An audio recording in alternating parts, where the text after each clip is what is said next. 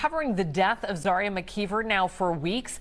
And on the eve of a plea deal approval, the governor is stepping in.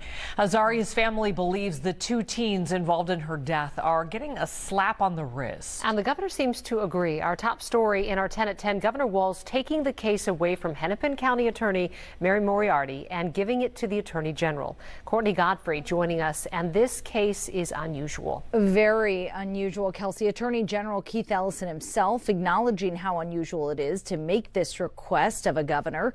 A request he says he doesn't expect to make again, but he agreed with Zaria McKeever's family that the punishment in the case didn't fit the crime. She just started screaming. I'm like, what are you screaming about? It's not every day you get a call from the governor. It's just like we were able to breathe a little bit. Delivering the news you fought tirelessly to hear.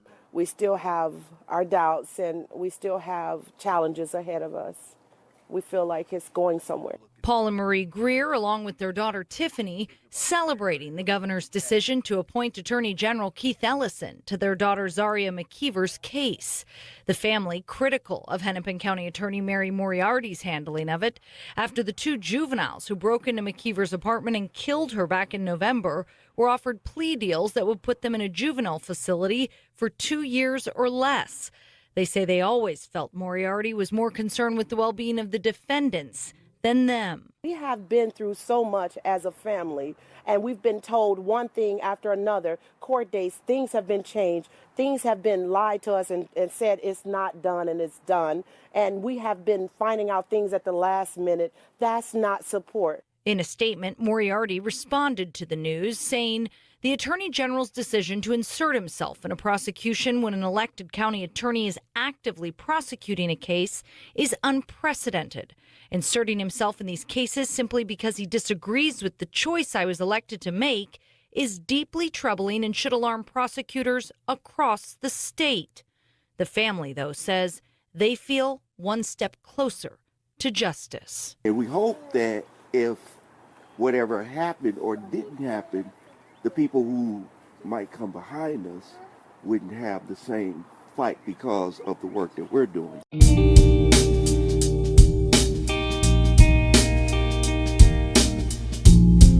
Hello everyone and welcome to the channel. My name is Shnir and this is Talking Crime. On today's video, I'm going to go over a case that was so tragic. I mean, all the cases are tragic, but this one in particular was very devastating. A lot of times, often we hear people say, if you're in an abusive relationship or in a relationship that you know is not right, to get out of it, to move on. Well, this is a case where she actually moved on and it didn't pan out the way she thought it would be. This is a story of Zaria McKeever, age 23 years old, and McKeever lived in Brooklyn Park, Minnesota.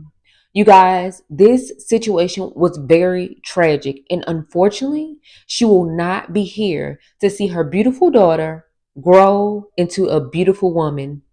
You guys, don't forget to hit that like button. Definitely subscribe over here and join the family. This channel is to bring awareness to domestic violence, missing cases, and other violent events that is happening every day around our world, around the world we live in, around our communities. And you guys, I am here to give you the 411 of it all.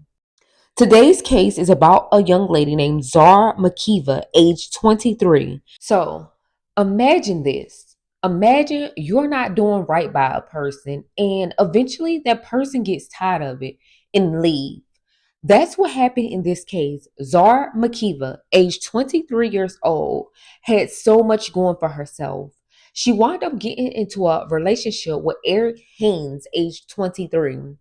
Eric Haynes and her relationship was okay until they wound up having their beautiful daughter. Then eventually their relationship hit rock bottom. Now, even though Zaria had got away from that destructive relationship, she wound up getting stalked, harassed, and also oftentimes she would see his family members stalking her also. I mean, Eric Haynes could not get it out of his head that she didn't want no parts of him other than co-parenting with their child, but instead he still harassed her. Any person worst nightmare.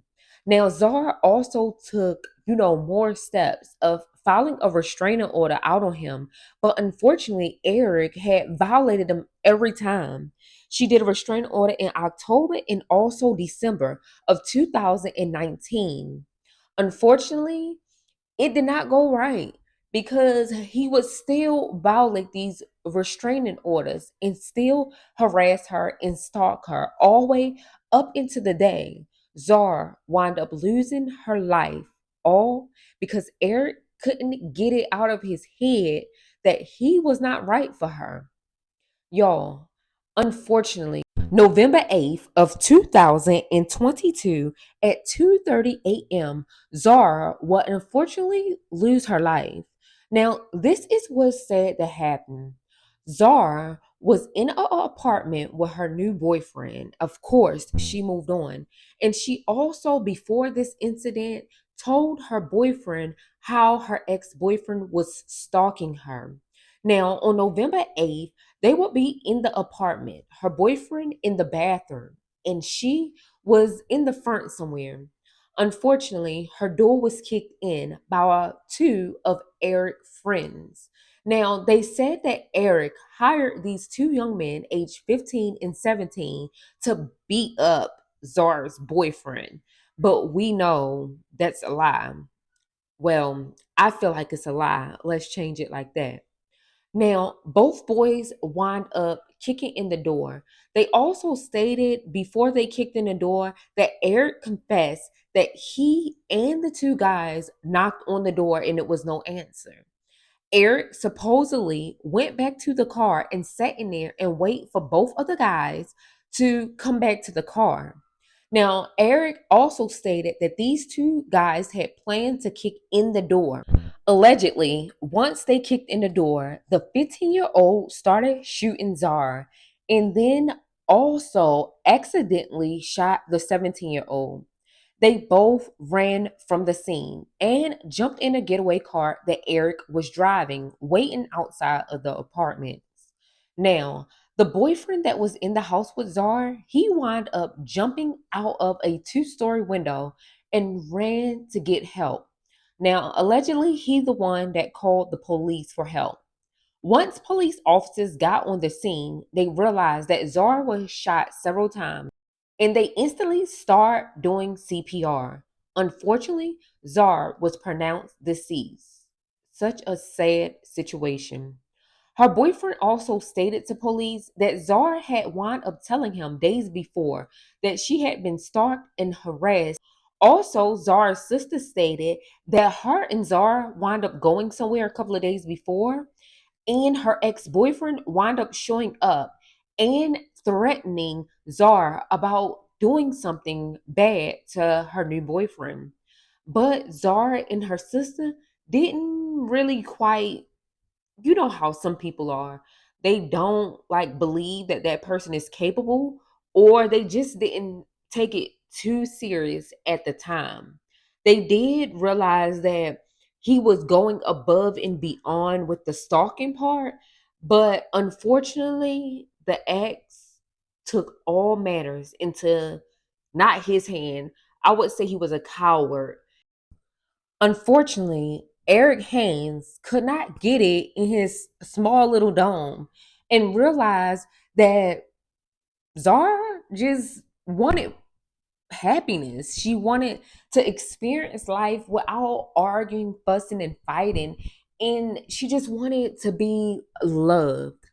So Eric, the jealous person that he was, hired two young men that was not even smart and definitely don't have anything going just like him. My heart aches. I miss my daughter so much. More than a year after the murder of 23-year-old Zaria McKeever in Brooklyn Park, the man who planned the crime learns his fate. In a tearful and emotional hearing, Eric Haynes, McKeever's ex-boyfriend and father of her child, was sentenced to life in prison Friday. Haynes confessed to the crime in a plea deal. McKeever's family says the murder of their daughter will live with them forever. The defendant, Eric Haynes, infiltrated into our lives, our homes, and stole from us. He stole Zaria's life because of jealousy and anger. She didn't deserve to be killed, especially by her known assailants. Zaria McKeever's mother, Maria Greer, is one of several family members who provided victim impact statements during Friday's hearing. McKeever was murdered in November 2022 by a Brooklyn Park teenager who Haynes recruited to help carry out the crime. Court records show Haynes meant to go after McKeever's new boyfriend at his Brooklyn Park apartment, but it was McKeever who ended up being shot 5 times. During Friday's sentencing, family members described Zaria as a loving mother who gave selflessly to others. We were always together, so it's like a part of me is missing. Zaria had so much life ahead of her. It was stolen out of pure hate, evil, and jealousy. During the hearing, Haynes briefly spoke and apologized to the family. While Haynes received a life sentence, there is the possibility of parole after 30 years. Tragically, this beautiful girl, Zar, lost her life all because of a jealous ex that just didn't want to move on. Now, you guys, unfortunately, the 17-year-old had took a plea bargain if he was to testify against Eric.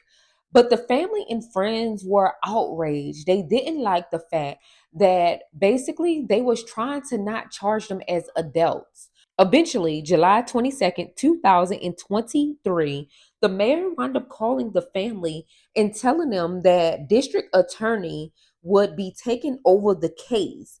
And they wound up charging Eric, taking away his second-degree murder and placing it with first-degree murder and intentional second-degree murder.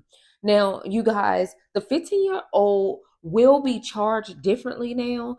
I hope that this situation bring awareness and light to other people to alert them that this stuff is really serious. And even if you wind up doing what everybody say, get out of it, don't stay, it brings awareness that this can still happen to you if you do. So you guys, if you are getting out of an abusive relationship or just a relationship that doesn't mean you any good at all, the best thing to do is start by not telling them that you are about to leave. And when you do, please watch her back. Of course she did. She got restraining orders. He still violated them.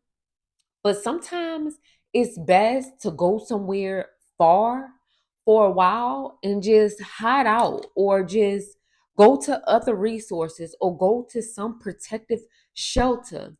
But it's hard to say if this would prevent you from getting hurt just like she did, because she did the necessary things that everybody say do. And Zara wound up still losing her precious life by the hands of somebody that was so jealous that didn't even take her life or his daughter's future into questioning. You guys, let's pray for Zara's family and friends as they get justice for the beautiful queen, Zara. You guys, it was crazy also because it wasn't only just 3 people taken in, it was 5. It was actually Eric Haynes' sister and the sister's boyfriend. And it was stated the reason why they were also brought into custody is because after the brutal murder of Zara, they wound up allowing Eric to stay with them, hiding him from the law, knowing he just killed his child's mother. Weird.